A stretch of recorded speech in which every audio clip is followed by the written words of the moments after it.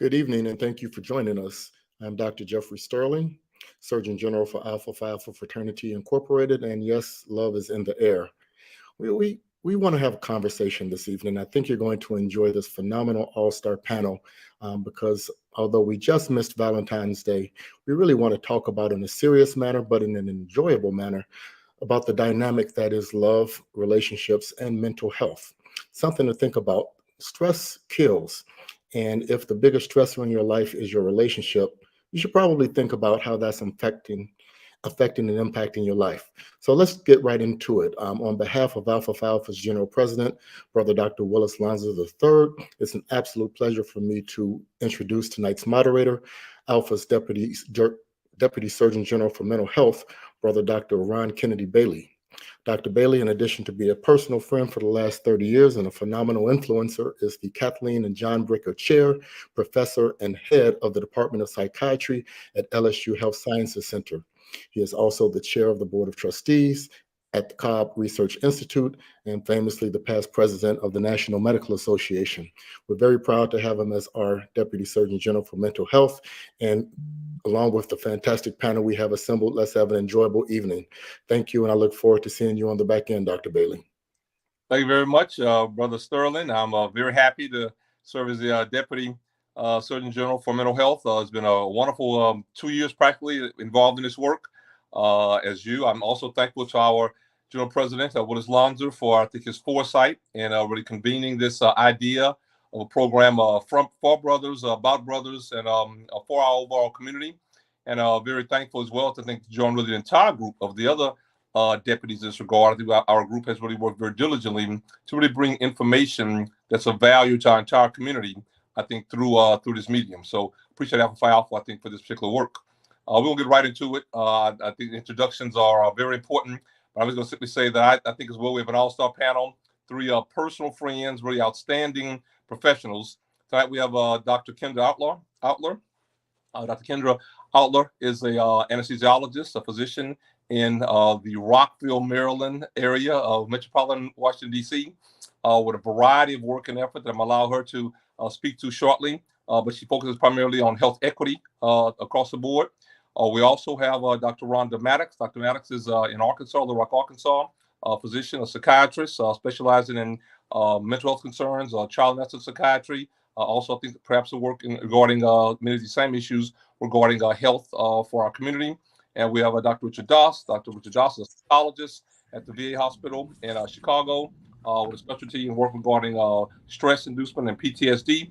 I want each of them to give you more details about their own background. But I simply say that this topic that I give our Surgeon General, Brother Jeff Sterling, credit for developing is an important one because our Valentine's Day is important to all of us. I think Valentine's Day means a great deal to our community.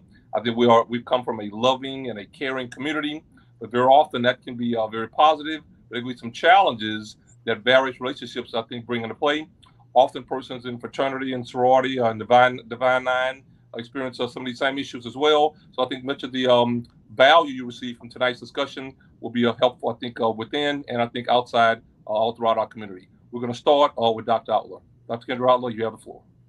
Hi, thank you, Dr. Bailey. Long time being your friend, and I'm just so pleased to continue to still work with you, which tells relationships are important, whether you have professional relationships or personal relationships. So I'll open with a joke in that a funny story. I actually met your wife for the first time in New Orleans, and she did not know that I trained at UTMB, I'm sure. And you and I had been on a panel during that time. I was at UTMB training in family medicine. And I said to her, your husband is so wonderful. He's so nice. And you gave me that look that said, do not tell my wife that. Who are And so I was trying to compliment you. And again, you know, when we're in relationships and people don't know who's who, I'm sure she was like, who is this woman? But you've been a great friend, and I just respect you and the work that you're doing and continue to do. But here I am in anesthesia after leaving family medicine. I've been practicing now for 20 years. And what I've learned is that you have to, stay in the fight, and you have to always have a message. So as I think about health equity, I started my Uzima Health and Wellness project with you being one of my first supporters. And at that time, we were talking about relationships between fathers and sons. We've talked about domestic violence. I've interviewed you on gun violence as well, intimate partner violence. You've come to my platform, which I continue to build out at myuzima.org. And that is what I've continued to do in terms of my health advocacy work, and then as well as continuing with anesthesia. So I am in good company tonight, and I appreciate being invited to the show. Thanks so much. Dr. Maddox. Hi, I am Rhonda Maddox. I am a psychiatrist by trade. I have known Dr. Bailey for I can't say how long. I think I met him like you maybe 20 years ago or so uh, when he was doing some presentations. My role on this, I think I was invited to this because I do a co-host host a show. I'm not crazy, but and if you are a psychiatrist or if you're in the Black community, many times the what's behind that but is something shameful or something that is secret that people tend to not share with most people. And we dive into the what's behind the but on my show, and I've had Dr. Bailey on several times. More recently, we've been talking about the male female relationship around Black. We've been talking about Black love, and I think that it really begins with the love that you experience in your homes, how that can shape you and influence how you show up in the world. I am thrilled to be a part of this love and relationships, what our community needs to know. And I would begin with our community needs to know that the love that we are going to share with others frequently is modeled after what we've seen modeled in our homes or not modeled in our homes, unless we are acted upon by an outside force and we have lots of therapy or impact from the Black church or what have you, our faith, what have you. Thank you for having me. Excellent. Glad to have you. And Dr. Doss. Uh, so let me start by saying that I'm from East St. Louis. So long before I became Dr. Doss, I was just another brother. And so the conversation that I hope to have tonight is going to be a real one. I did my undergraduate work at Jackson State, then went to the University of Mississippi. Did my internship at Cook County Hospital here in Chicago, and I work for the Department of Veterans Affairs now. I'm a clinical psychologist for the VA, and I am the designated marriage and family counselor for combat soldiers, as well as soldiers who have experienced military sexual trauma. Started this work over 25 years ago. Used to do domestic violence work on the west side of Chicago. I'm in the south suburbs now. And so primarily I work with men who, if you ever have an opportunity to see my TED Talk, it's called Trained Not to Cry. And just put that in and put my name, Richard Doss, it'll come up. One of the things that you'll find is I work with men who've been trained to kill. And to see me, you have to have been in combat. And something had to go wrong for you to be able to come to our offices. So, the idea that soldiers, I teach this. One of the biggest things that the military takes away from soldiers long before they ever deploy and go into war is they take away their empathy. And so that's good in combat, the idea being that to be able to take a life, you can't be thinking about how somebody's doing and how they're feeling and whether or not they have a family. You have to be able to be cold and follow through on the mission. The challenge is that coming home, a person who has no empathy doesn't care how someone else is feeling or thinking or caring about their well-being. that's going to be very difficult in relationships. So every day, this is what I do with people who don't care about uh, how somebody feels. I'm not going to curse tonight because this is a professional conversation, Right. but I could tell you stories. So I'll close with this. I don't know really which is worse going into a relationship. We talk about the miseducation of the Negro, but which is worse, being uneducated about relationships or being miseducated about relationships? I think about the conversation that I had with my father about relationships growing up. There was only one thing that he ever said to me. He said, "Son, uh, if you're going to be intimate and you're intimate in our home, make sure your mama never find out." That's the only advice I ever got about relationships. And so we're going to talk about being uneducated, and man, we're going to talk about being miseducated tonight. And hopefully, we'll talk a little bit about the two biggest lies ever told. I'm Richard Doss, Brother Doss. I'm glad to be here. I appreciate you. We're going to go right to good Dr. Maddox. I'm sure my audience is very interested in that title. That title, you thought you were crazy, but brings forth a lot of considerations. You actually implied the idea that we are challenged in the Black community with issues regarding mental health and mental illness. So what does it mean? And should we be afraid of it? And should we be, could be thoughtful?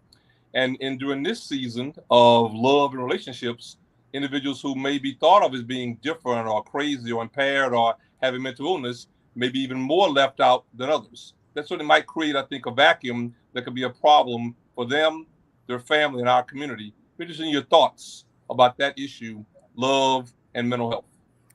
I will start with, I'll go to what Dr. Doss talked about a little bit earlier in terms of what his talk was about and what he was trained on.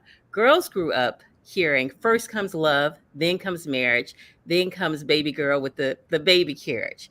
And so we are trained that certain events happen in a certain sequence, and then life happens, and it doesn't work out like that. Sometimes trauma happens and baby comes. Sometimes you're a single parent.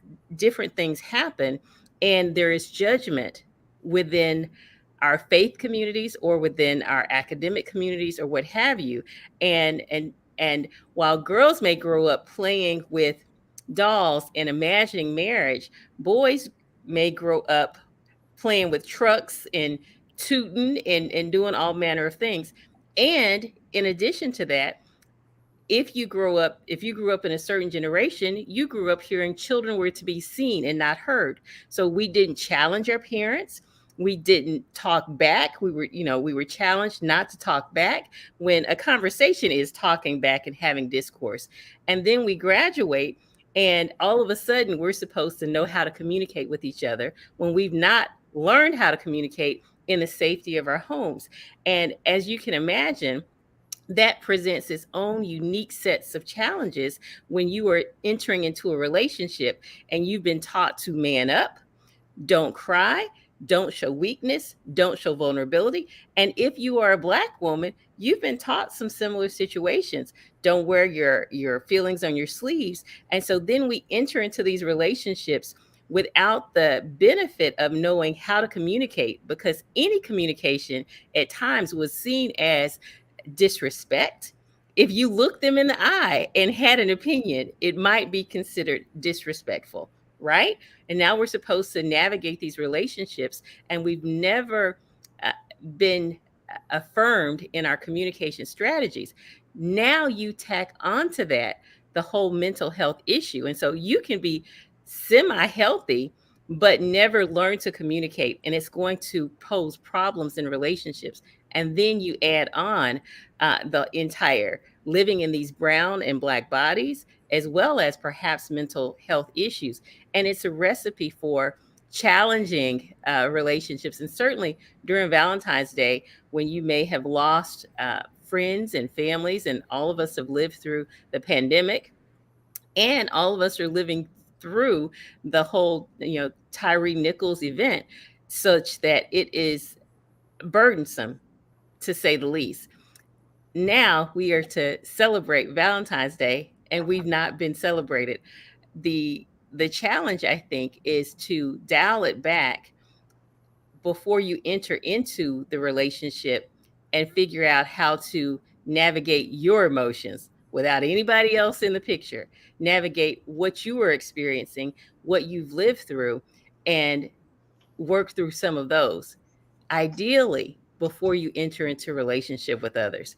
Now, I feel like I brought in some pieces that you were not inviting me to bring in, but those were pieces Oh, that that certainly needed to, that we need to look at, because Dr. Doss talked about the talk that his dad gave him. The talk that my mom gave me was not to me, it was to her friends. Rhonda can talk to me about anything, until Rhonda asked a question, and then it was, where did that come from? And I learned that Rhonda could talk to her about anything except the thing that Rhonda wanted to talk to her about.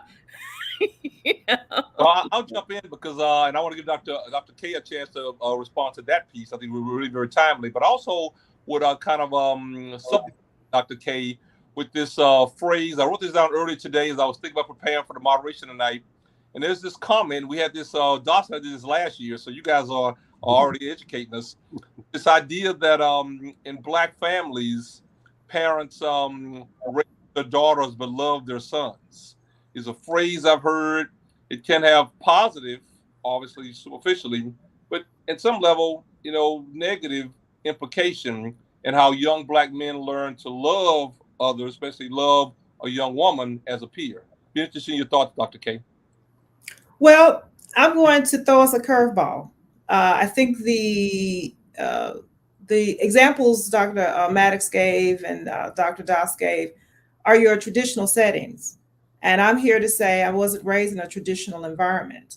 So I'm the product of a teen mother. They did marry early, and they got an early divorce. And my grandmothers stepped in, both of them who were widows. And so I grew up in an extended family environment. And my grandmother was the breadwinner and provider of 9 men running in and out. But she raised them to come in, and they all had chores. When I say running in and out, she lined them up, and sometimes we look back and say, I don't know how she did it. One 5'1" woman kept 9 men in order, and so there was no chaos in the home, and she raised grandchildren. So I would say that while it's nice to have had this parent advice, what we are overburdened with in our community is families that are fragmented. Fragmented due to gun violence, fragmented due to domestic violence, in early incarceration, or coming back from the military wounded after 3 years, mentally, physically, and then or incarceration, coming back and trying to make a life, make a go at it. So I would say that from my parents, no, we did eventually, when I got a father figure in the home and a mom together, because I was with my grandmother, I didn't get those advice at all. So it's quite different. And so I always reflect on those segments of communities where things are not traditional. And Brother Doss, you trained at County, you trained in the west side of Philadelphia. So where anesthesia Chicago. So then what I'm going to say back in County, sometimes I would see women there, but no dads delivering babies. You see the record, 9 kids and counting, 5 more kids and counting, but no father was in the room. So I guess, Dr. Bailey, what I always, number one, bring that to light, that we have to speak for those who cannot get on panels and be represented. We have to remember too that yes, the communication for them is broken very early.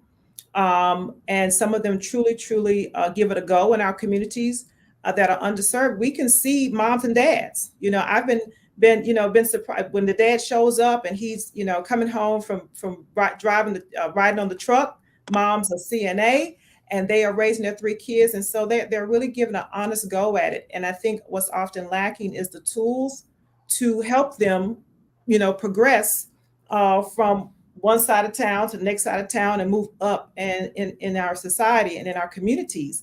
But I think the desire is there. I think the desire is always there.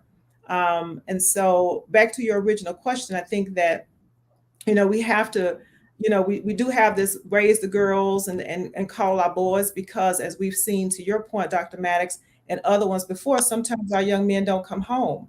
And it's something so small and trivial that they are assaulted. Basically, a modern day lynching still happens. And so there's a soft spot, I think, when our men leave the home. I remember I'm raising my nephew, and when George Floyd protests happened, myself and some other moms, the kids had gathered. They had come to go protest in DC. And I stood and watched their little shoulders. They thought they were bad.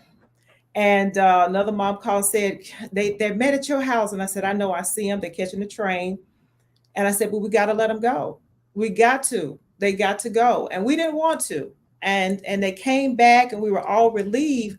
But that fear came over me that a mom would have, who given birth to a son, to say, every day I watch that man go out the door, man or man child. I don't know if they're coming home. And I think that is a legacy in our community that we have to be cognizant of, that is a real legacy that our men could leave and not return. And we're still seeing it today. So I think that, we have to fortify our communities with good information as best we can, and also make sure that those who can't speak and have those tools get them. So it's a true point. I think you speak, I think, very articulately about the issue of vulnerability. Mm-hmm. I absolutely believe that it exists in all shapes and sizes and forms and, types, including in Black men, including young Black men. I'm going to punt to Dr. Doss and actually what his thoughts in this regard. Clearly, if you're working with a military population or a veterans population, you mentioned the issue about blocking empathy. I got a son in the military myself right now. We've talked about it. And right, I saw a young guy grow up who, and I still think he's a nice, friendly guy. But there's a piece of him now that when he speaks, you can just feel an ethereal component of a person who spent 7 years in the military. They're being trained to protect the country, and to do that, you may have to kill people, and you can't, second guess it. You got to follow your orders and follow your training. It has to be hard to kind of get out of that. But this entire issue of how do we bring young men, I think many of whom are, as I think Kirsten points out very well, broken in some regard based on all of these, political determinants of health. I think Daniel Dawes calls them now. But the reality is moving from that part to a level of vulnerability that can be made to be a positive expression of life when you're trying to develop a loving relationship with another human being who's a peer. I would imagine is remarkably important and probably right down your area of expertise, Dr. Dawson. So let me start. I saw in the comments that somebody said, man, let's don't even talk about the VA because, it takes them forever to treat people. So let me be clear. I'm at the vet center. And if you don't know anything about the vet center, we can have a conversation. So Brother Holly, put my information in so that if a brother needs to talk to me, we can have a real talk. Mm-hmm. I'll say that. But the challenges that men have start early. Like Dr. Maddox said, the lessons that we get in our culture start early. So men are taught that men don't cry, boys don't cry. I think about my children. I have a boy and a girl. When my girl was little and she'd fall down, I'd go into the high voice trying to take care and defend her. So she falls down, she gets a boo-boo on her knee, and I say, oh, my baby hurt, let me kiss you. Dad's gonna make it better, right? And I'm just that loving, caring dad. My son comes along, he falls off his bike, he scuffs his knee, and what do I say? Man, boy, you better get up from there, right? And I obviously teaching that boys don't cry. And so it's not just the military. We learned early on that men can't cry, men can't show emotions, men can't be vulnerable. And the emotion that we really become good at is showing the emotion of anger, right? And so, like I said, just with the whole miseducation, where do you learn how to be a man? Where do you learn how to be a boyfriend? Where do you learn how to be a husband? I remember early in my career, I was doing domestic violence work on the west side of Chicago, And I had one lady come to me, and she had dark shades on, and she was accompanied by her boyfriend. And when she got to my office by herself, she took her shades off, and she had a huge black eye that had swollen up. And as we went through the discourse, she says to me, "Doc, okay, you know why I'm here. I'll do anything you say, because I know this ain't right, this ain't healthy. I'll do anything you say except leave it." And at that point, my mouth just dropped, and I couldn't believe that was the stance that she was taking. I remember another young lady I worked with um, who said something that left me in disbelief as well. She looked me in the face and she said, what you talking about, Doc? All men beat women. Because her experience was that every man that she had ever dated was aggressive, was abusive. I'll say a couple of more things. It's hard for us to have conversations. Okay, so as we think about relationships, here is a part of the challenge. Men, even as young men, are not taught to be in relationships. We're taught to be in sexual relationships. So I work with a number of men whose conversation sounds something like this. Their advice was from whether it was a father, an uncle, or a cousin, something that sounds like this. And I apologize, ladies. Man, what you gotta do is stand up in it. Oh man, what you really gotta do is knock the bottom out of it. And so if that is the education that you had about relationships, how does that become healthy? How do you become a husband? How do you learn to care and nurture and love somebody? Is love equated with sex? And so one of the conversations that we could have is, if you took sex out of the equation, could there still be love and intimacy? And ladies, I know y'all just waiting to just jump on in, because these issues are real. Now, my experience in working with ladies, because I work with combat women as well. Yes. And I work with the spouses of veterans as well. And I think that a lot of times we don't have difficult relationships early on. One of the things that I have seen in premarital counseling is that women have no motivation, no desire to talk about the real problems, because having that conversation jeopardizes the wedding. So, the question is, if not now, when? If not now, when? So, ladies, jump on back in. I'm seeing a lot of miseducation, and I almost feel like it would be better off for somebody to live on an island, and never have interacted with people and get in a relationship, than some of the miseducation that I've heard. So. Well, Dr. Maddox, we're gonna toss a coin. But you look like you were about to say something, so I was going to let you go, and I'll follow up. Well, let me. I think that while again we are talking to people who present themselves for counseling, which is a lot for what other people do not have. Okay, we talk about health equity and talking about who have and in our communities, the ability to even to talk to you is just. They got one leg up in this whole battle to try to have a healthy relationship. For those who don't, we are, and this language is not offensive, because what we are bombarded with, particularly our Gen Z, is constant conversation about how you need to perform sexually. And I think that we need to be alarmed and see how that connection is driving the domestic increase in domestic violence today that Dr. Bailey has to deal with in New Orleans in particular. But we are seeing a spike, and I'm beginning to question how any work that in mental health that is being done is being undermined by a constant message.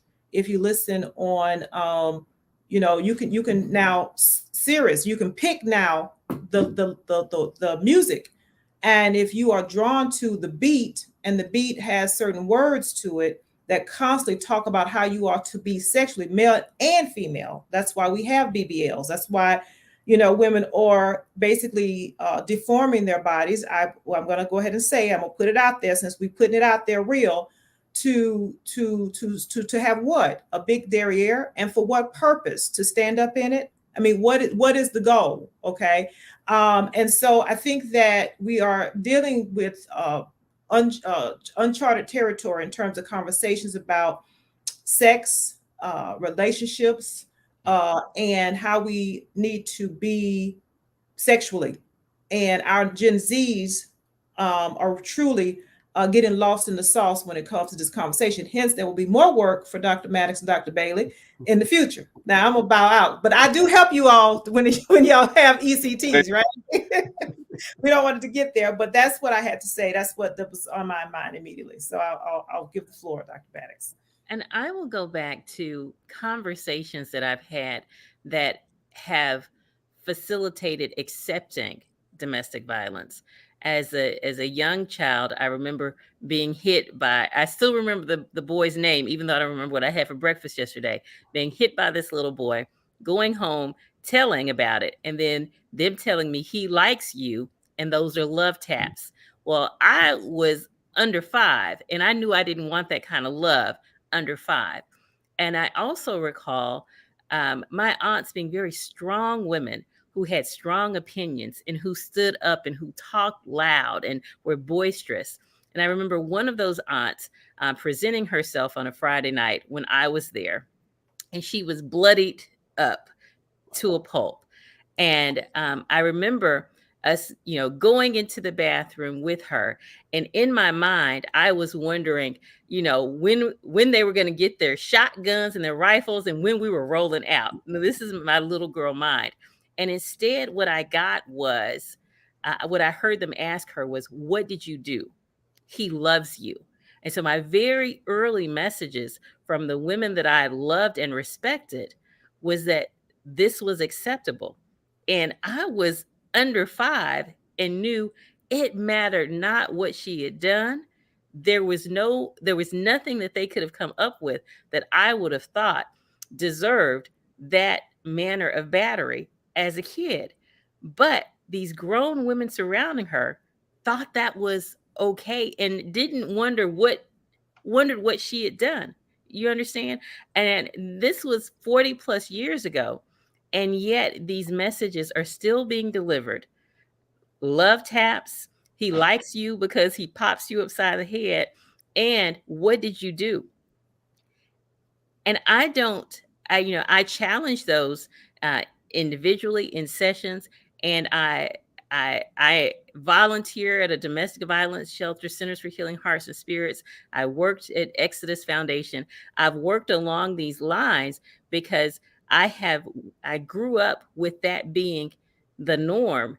And what I can say is, I remember a very public official who came out public saying, her husband had beat her. And I won't say the name. You all probably know the names or whatever.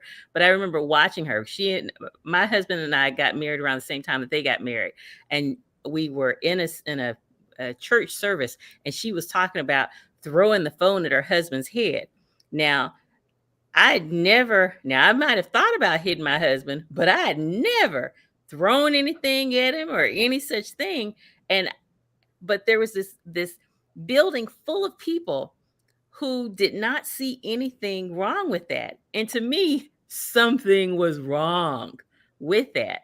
I think that people are numb to it now. And when you call it out, you look like you're a prude for saying that's not what love looks like. Yeah, let me make a quick point. you go ahead. I think about my grandfather, and What he said, right? there was watch this. There was only one thing back in the day that a man had to be. One thing. Provider. A good provider. There you go. A good provider. And I think today that still continues. So when I think about a woman being abused, whether it's physically, mentally, or verbally, or emotionally, the other piece that comes to mind, with the good provider piece is she financially able to leave? So a lot of people on listening to this might be thinking, oh yeah, all she got to do is just go leave him. If she doesn't have a job, if she doesn't have an education, if she doesn't have money, where is she going?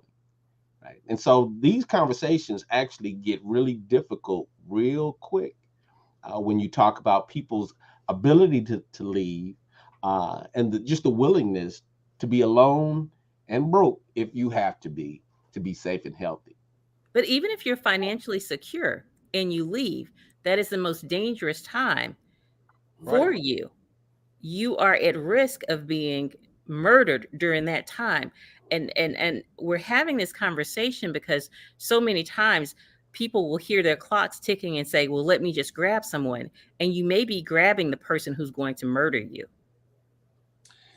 Yeah, I first of all, timely comments, I think, on each end. We mentioned the part about vulnerability, and I think you've addressed that. I want to actually kind of move to your thoughts, really, all three of you, about whether we're passing on, a long history of adverse or wrongful messages. So you hear this chronic theme of what persons have said, or as Rich just said, back in the day when persons were taught. I had an interesting experience a couple of weeks back. It was February 1st, the first day of Black History Month. I guess we all do these speeches, and I was the speaker for Nicholls State University here in, I think, home Thibodeau area, about an hour from New Orleans. It wasn't necessarily just an alpha group, but it was all young African males, and they came late and we went at it. We chopped it up for a couple hours, and it was bi-directional. I was struck by the fact that first, I think, as Dr. K points out, once I moved the conversation to sexuality and sex, they stayed in the zone, so to speak. They didn't make the little pernicious jokes that people often make who are immature and don't want to talk about that, and change the subject. So I thought I encountered a group that had a bit of a hunger to hear some positive messages and some actual factual information, whether it's from a doctor or not, or just an older Black male. That may be, I think, a strategy for us to consider as professionals, male and female, kind of going forward. But what I said, I'd ask really each of you, all of you, but definitely the women on the panel tonight, what do you think about the messages we share with our young Black men? And do you have thoughts, I think, for our entire audience? Because we're on now, and more people watch this on video after the fact than watch it live. So these messages can be promulgated across time. People really want to get some trade secrets from a group like ours on how to change that narrative, how to get a more positive message out. What should Black males be thinking about what young African women are interested in to foster better, loving relationships in our community? May I? So I see two comments. Number one, I want to give a shout out to my cousin who's an alpha out of Augusta, Georgia. That is Patrick Outler. And I'm going to give you a shout out to him because he answers, his mother and father, God bless my uncle who passed, were married 31, 32 years. And again, my grandfather passed, so my grandmother raised us as a single parent. But what my uncle always shared was that he wanted a family. And he used his resources, which is his brain, and because we're from a small town, to figure out how to have a family, a wife. I want to be a provider, and I want my kids to, be well taken care of and have respect. And so he decided what type of wife he wanted, and he picked that type of wife, my Aunt Barbara, and they raised their family in the church. Now, Someone here has a question about, are we just talking about domestic? What about the success? Dr. Bailey, I have watched you and your wife, who has been the love of your life, I know, and I trust from what I've seen. You don't even have to tell me. She don't even have to tell me. But I know that you all decided somewhere along the journey that you wanted to be a couple, you wanted to be married, you wanted to raise children together, and you wanted to be a family. And I read that a book called A Road Less Traveled in medical school. And what is said in that piece, because again, I come from a divorced household and young parents. It said there must be a decision made to want to be with that person, and the feelings can come and go, but did you make a decision to be committed to this person to have a family life? So as I see these questions, what I would tell any young man, and I had a conversation with my nephew, who's an alpha out of Arlington, Texas, and I love you, Mello, this auntie here, but I called him because he broke up with his girlfriend. Not gonna put him on blast, but I guess I did. Don't call her name. Look, they love me. They know I'm their auntie. They know I'm auntie. But before Dr. Outlet, but I said, baby, I don't want to know the details. What I want to tell you is that I want you to not be afraid of the smart Black girl. I want you to look at what you want as in term beyond the Instagram post and the cute pictures. Can that woman bring to the table a family life? Because life is long, and I want you to be somebody's son-in-law. I want you to bless them with grandchildren. I want you to have all those magical moments that we didn't get. And I think that you can't think about that now because you're in your 30s, but in your 50s, that's going to be so sweet to you. So that was my recommendation. And I love you, but got to go by. You know what I mean? So, right. So what am I also saying? I'm saying that us who are out here need not to be afraid to have up close and personal conversations and tell our young people, put the phone down. I need to talk to you because I am a hands-on, I need to talk to you person. And I also think we're afraid to talk to them. But that's what they're waiting on. That's why they put this phone in the face. It's a barrier. And you have to say, put it down. Let me rap to you. Let me holler at you, whatever language you need. So we definitely need to say, let's have some intimacy. Because if you've gone to dinner and everybody on the phone, and I'd be like, ooh, but we were a talking family. We laughed and joked, probably because we were so poor, but so we know how to entertain each other. But people are gotten away from saying, put the phone down, as if you're afraid of it. You pay the bill, put the phone down. So talking, and that actually is going to show this younger generation about what intimacy is. Because I don't accept text messages for money.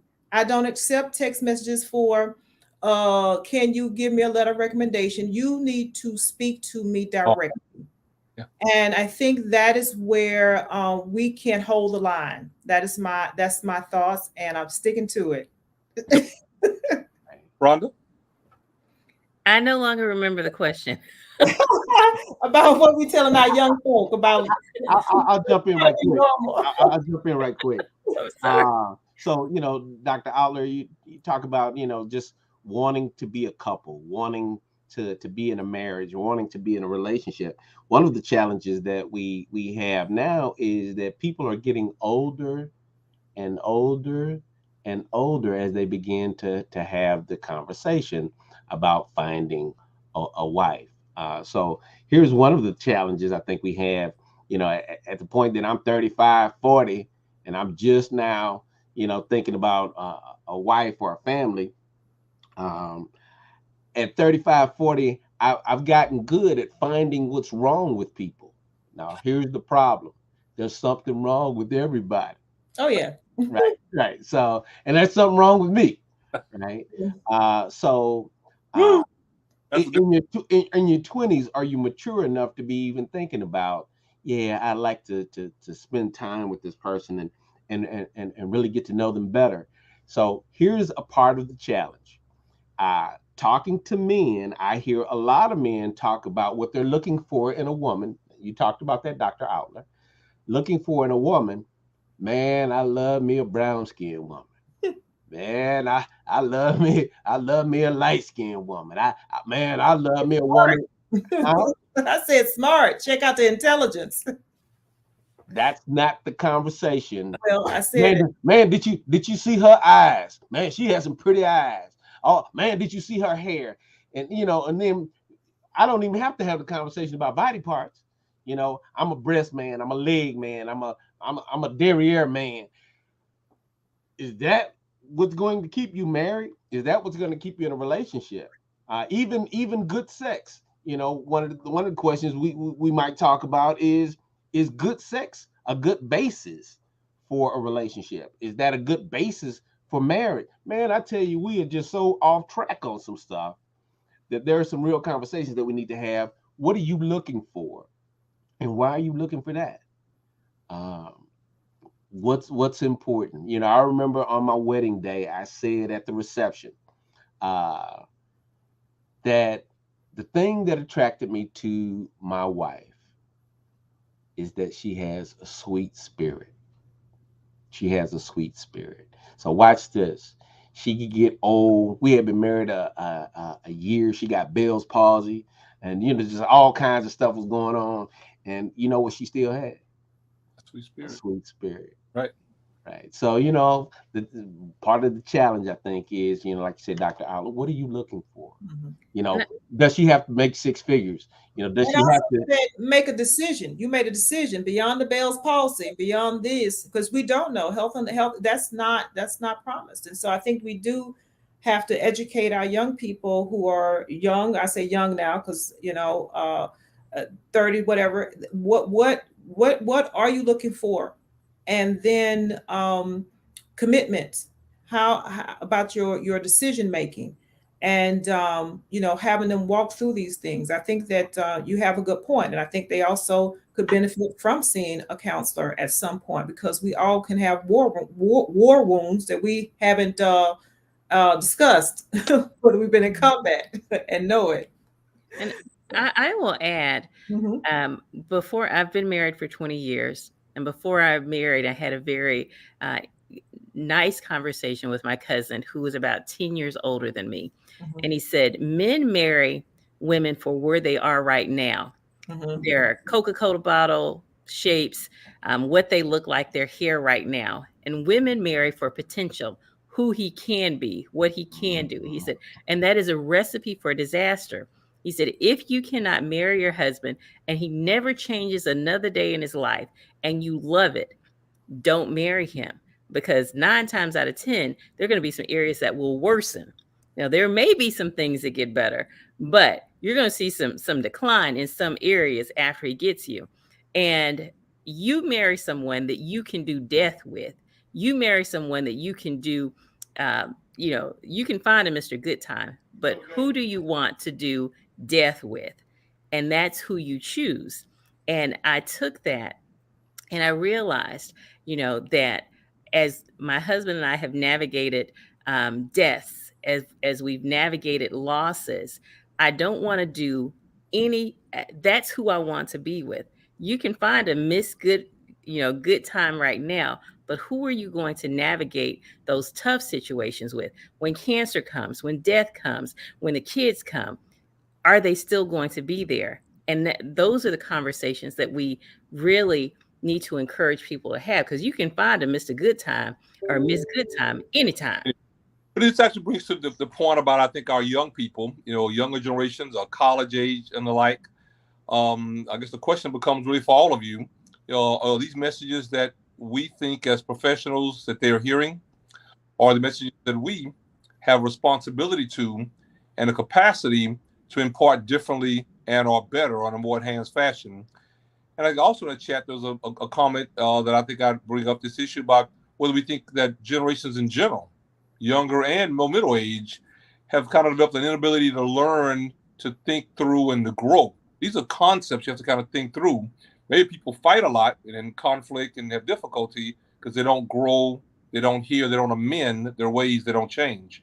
Interested in your thoughts about the younger generation and whether they're hearing this message, or where might they hear them, or how can we be better as professionals, definitely mental health professionals, at imparting these messages in a more effective way for our community. Well, that's what I was alluding to earlier. I mean, in terms of conversation, was when folk get of a certain age, I tend to say, unless they are coming to me for a paid counseling advice, and I'm not a psychiatrist and I'm not a psychologist, then I try to stay clear. I think after a certain age, I won't give y'all my age where I say, you don't have to you're gonna have to handle that one. But the younger ones in college, and you're trying to help them get what we characterize really as executive skill functioning. We know that they're still developing mentally, and so what I'm encouraging my generation and cohorts and 50-year-olds, when you have the ability to mentor or counsel, that you embrace that moment, but it's not a text. See, our younger generation continue to want to get this information. They want it from us, but and I understand that they do communicate well in texting, but some things we've got to teach them require a conversation. And I think they're uncomfortable because they don't know the words. So they can hide behind that in a text. It's kind of almost like when we used to write these long letters, love letters, or letters about what you did to me. So are they receiving it? Probably, but I will say that the messages on the outside are coming at them fast and furious because they have constant contact with YouTubes and Instagrams about what love and sex and relationships and friendships are supposed to be. And so we're almost in a we got to do a counter offensive to get them on board with what is correct. How can I meet you where you are in your understanding of relationships based on your background, which is what Dr. Madison and Dr. Doss has already alluded to, that we're coming from homes, and I don't know what kind of home you came from. I don't know what your impression has been about male-female relationships or relationships in general. I mean, 50 Cent said in his song, Hate It or Love It, I'm on top. And he starts recounting his life. And he says, I was confused when I saw my mother kissing a girl. So he tells you as a young boy, I got mixed messages about what relationships should be. I had a dad, but my dad was incarcerated. So he's telling us in these songs, and I do believe that our young generation are doing the same thing. They're getting information from what's closest to them, and that's music, and that's a culture. There's a vibe that they have. But I would challenge us not to check out. I want to get into it. Let me hear it. Okay, well, let's talk about it. What does it say to you? Why you think this? Why you think that? So I would say let's rap about it. Let's talk about it. Let's meet them where they are so that we can help them, because we know they don't have the keys to having a healthy relationship. I mean, that's a given. They haven't been on the planet long enough. So that song says, "Can you stand the rain?" They don't know what the rain is. They think there's little drops, but so that's how I feel about it. If you want to. Now, briefly say this, that I think that the youth today, they're not practicing for marriage. That is not what's going on. And we as professionals are not having this conversation with you. The question becomes, where would they go to learn about relationships? I mean, when was the last time I threw most of the people that I work with are in their 70s. Where would I find a group of young men, short of, doing some stuff with our youth in Alpha? Where would I go to have this conversation? Do I go to church to have this conversation? If I'm in church having a conversation about relationships, is it a biblical conversation? Like I say, by the time people come to me, the relationship is already derailed. You're late in the game. Right. So, and I think it was Dr.Owler who said that if you're in therapy, if you're in marriage counseling, you already are a step ahead of the game, because people don't come to talk about their relationships. A lot of times in marriage counseling, what I find is that somebody has already checked out. Mm-hmm. And so they're coming to say, can you, tell my husband that I'm gone? I've been trying to tell him I'm gone. Right. So, you know, where do we have these conversations? I think this is a great beginning. Well, I'll say, Dr. Doss, my last two shows have been about Black love. And I will address when I've, early in life, when I thought of Black love, I thought of Heathcliff and Claire Huxtable, now you may think of Barack and Michelle Obama or whatever, but your perception of love was written about in a writer's room. So I wanted to have the Cosby Show family, right? And you see what happened to Bill. That stuff is written in that those are put together in writing rooms. The first family, Cain and Abel killed each other. So family life is rough. With period. It starts off rough, okay, and figuring out this thing, the older I got, the more I realized that Black love looked like, me taking care of snotty nosed children while they're sick, transitioning with my father as he's dying. Black love is not mushy. It doesn't have it's not mushy, it's action and it's commitment based, because things are going to happen when, in a relationship. My husband, we can get into a knockout, drag out fight about putting the toilet seat down and not making the bucket with your socks in that clothes hamper. But are you committed to staying? And when do you love yourself enough to say, now we're not talking about clothes hampers. Now we're talking about physical and psychological abuse. And can I leave? Can I go to mama's house because mama thinks, hey, he's providing, he's not raping your daughters, he's beating on you, take it. And we're not having the conversations because we don't have healthy people around us to have the conversations with. I think about the biggest criticism that the Cosby Show had when it first came out, and I don't know if you guys remember this. At least in my neighborhood, the biggest criticism was that it wasn't realistic. Realistic, right? Yeah, ain't no doctor married to no lawyer, right? Because that wasn't something that people had seen in the community that I grew up in. As I think about us now, I don't know if anybody else had this before marriage. I had a checklist, right? And and I hear a lot of women talk about, he gotta have a good job, or he got to be at least 6 feet tall, or he got to drive a nice car. He have to have a certain kind of house. Aside from the checklist, how do we get to know people? How do I give my daughter signs, baby, if he ever hit you once, right? I need you to figure out how to check out. And then watch this. I say this too, because one of you said something about, he might kill you. I think it was you, Dr. Maddox, that he might kill you if you talk back to him or if you try to leave. I tell my daughter this, if he says I'll kill you if you ever leave, here's what I need you not to do. Don't try to leave. I need you to call me, right? Because I need to figure out how to safely get you away from this situation. So there are any myriad of conversations that we need to have about how do you find a healthy relationship? How do you stay in a healthy relationship? If Dr. Bailey's been married for 30, 40 years, was every day a good day? How do you make it through the rough days? Somebody needs to have that conversation. Well, tremendous points. I want to make sure I give each of you a chance to do a couple things. One, I want to make sure you speak a bit about mental health and mental illness in this whole space. And I know we kind of got into the end, but I want to make sure that that issue has a chance to hear a bit from a psychologist, a psychiatrist, or anesthesiologist. And then I'm going to give each of you a full minute to kind of give your closing comments. Then we're going to go to Surgeon General, our brother Jeff Sterling, and he has some questions that we generally kind of rounded out before we get to the 8:30 Eastern time. So you've all hit really a myriad of timely and essential items.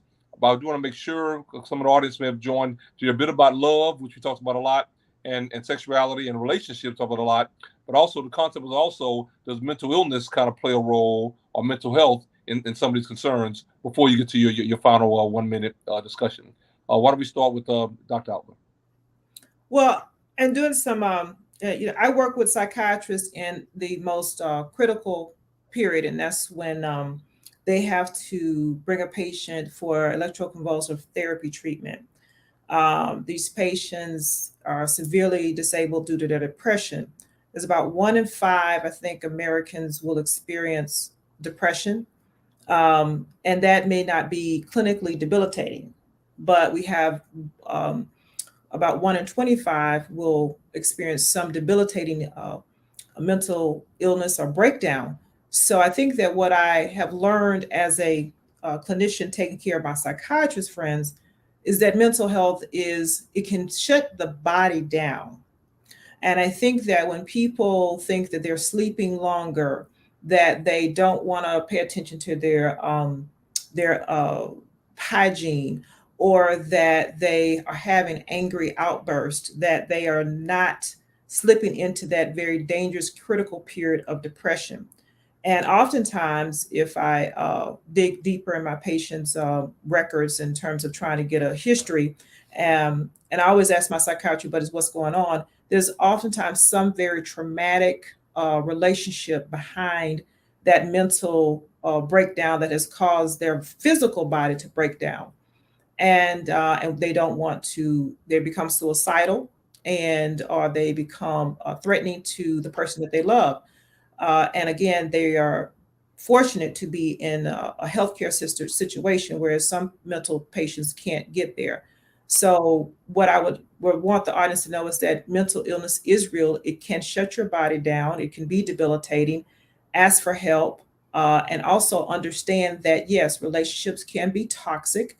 They can be same-sex relationships. They can be relationships with your relatives. They can also be your heterosexual relationship. But you have to take a pulse on where a relationship is going. And your mental health is just that, it's yours to protect, because it can be lost. And that's real talk. Real talk. Dr. Maddox, thoughts?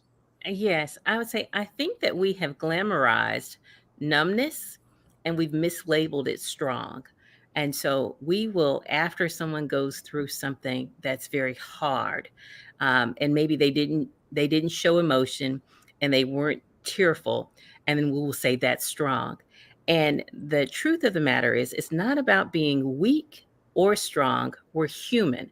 And so we're having these human experiences with loss, and I need us to understand that tears are not a signal of weakness, and they're not terrorists. It is okay to feel.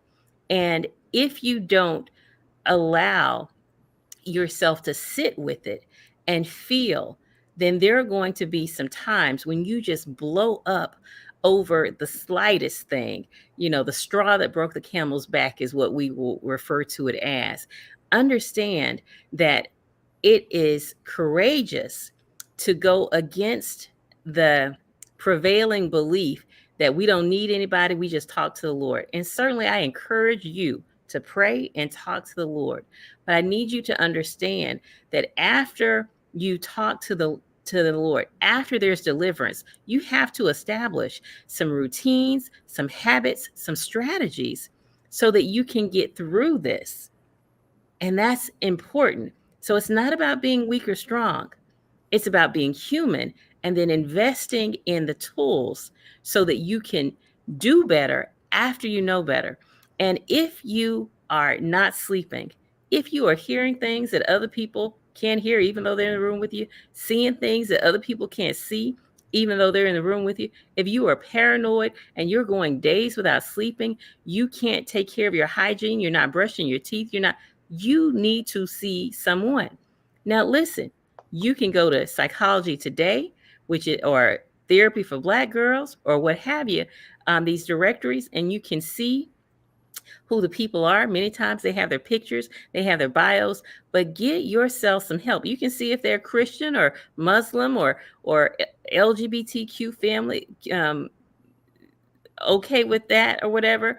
Feel comfortable talking about that. But whatever you need to do, have somebody that you can talk to that does not have skin in the game, that is not biased, who will not tell your business later on, because, we'll say, I just talked to my friends. Well, darling, when you shift friends, then you might see your information on Snapchat, Instagram, whatever these social media things of the day are.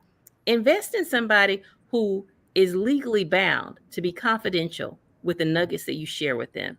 Invest in you because you deserve it and you are worth it. At this point, before I go to Brother Doss, I just point out, although it's not a show about suicide, I think that my psychiatrist colleague, Dr. Maddox, points out that at any given point in time, these difficulties certainly may occur, and they may occur much more problematically for some during a time when things are great for others. So at times, many of our patients, so to speak, have a worse day when everybody's having a great day, when they're at a wedding and they're at Mardi Gras and they're at an event or they're doing a holiday season. So be aware. We're all very happy now that there's the 988 number for the suicide hotline. Makes it easier to access. I encourage people to be mindful that if someone has to do that, or if you have to recommend that to someone in your family or your group, they should recognize that these calls are, I think, as Dr. Maddox points out very expertly, confidential. And very often the secret sauce of good quality therapy for in what we do is the fact that the person knows will be confidential. Before I go to Dr. Dawes, I'll just say I've often said throughout my career as a 30-year black male psychiatrist, people often will unfortunately say that black males won't go to a doctor or talk or go to a psychiatrist. Not my experience. I can't get people, black males, to stop talking to me, but very often it's in a different setting, but it's because they feel that I think the experience will be confidential. Now I'm going to go to the best clinical psychologist that I've ever met, Dr. Richard Doss. I'm going to let you close this out. Then we go into our great Surgeon General, Brother Jeff Sterling. Okay. So, I mean, you brought up suicide and you talked about same-sex relationships. So one of the things I want to say is that the highest increase in suicides is among youth 10 to 19 who identify as LGBTQ. All right. So I think it's important to know that they're having relationship challenges. The other thing that you need to know is that as we have various kinds of challenges, whether it's that a person has questions or doubts about their sexuality, or that they've been raped, or that they're being abused, people don't talk about that stuff openly. All right. So, what I like to say is there's something wrong with all of us. All of us have stuff. I'm sure, everybody on this call and everybody that's writing in the chat, you got a secret. And so the question then becomes, as you get wounded, as you get scarred, as you have incidents that you need to talk about, where do you turn? The truth is, as we talk about mental health, most of us will never receive a psychiatric diagnosis. It's not normative in our culture to go get some help. The way I hear a lot of people say it is, yeah, I got problems, but I ain't crazy. So the idea is that for me to seek mental health treatment or services, that I have to be crazy. So I discourage people from even using that word. I really don't want people to talk about mental illness. I say, let's talk about our mental health. And mental health has a continuum. For a lot of African-American men, when I ask the question, who's your primary care physician? They say my what?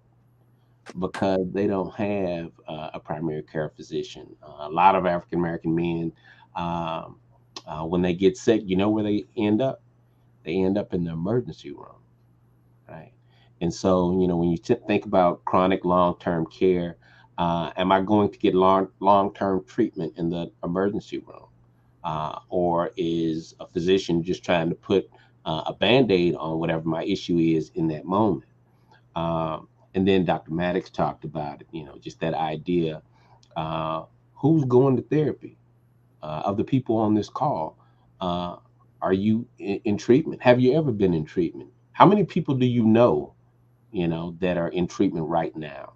And if we were to raise hands, I mean, the truth is there are probably very few. Dr. Maddox, you also talked about just the idea of church. Oh, you got a problem? He's beating you, man. Let's pray right now. dear Heavenly Father, in the name of Jesus, we're gonna try to fix it through prayer. And like you said, I think prayer has a place. And one of the things that I think the church does is it gives people something that oftentimes they can't find somewhere else, and that's hope. Hope that this thing can get better. And I guess the thing that I'll say is that I think God is powerful, and He can do all things, and He sees all things. But on earth, he places people here who can be present in the moment, to be here for you, to listen to you, to treat you, and people who, like you say, ain't telling your business.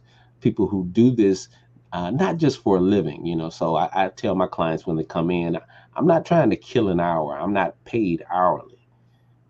If you have something that you need to talk about, if there's something that you're going through, I'm here to listen.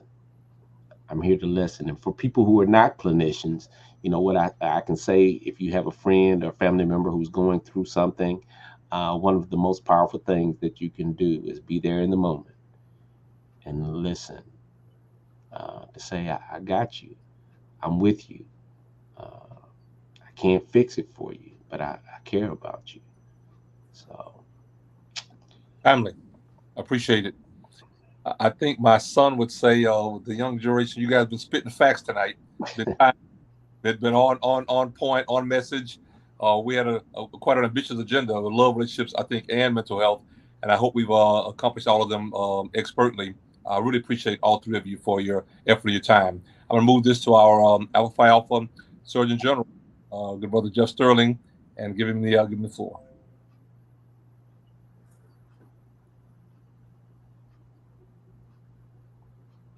you're on mute, brother. Dr. Doss, you never let me down. The entire panel just really brought the goods tonight.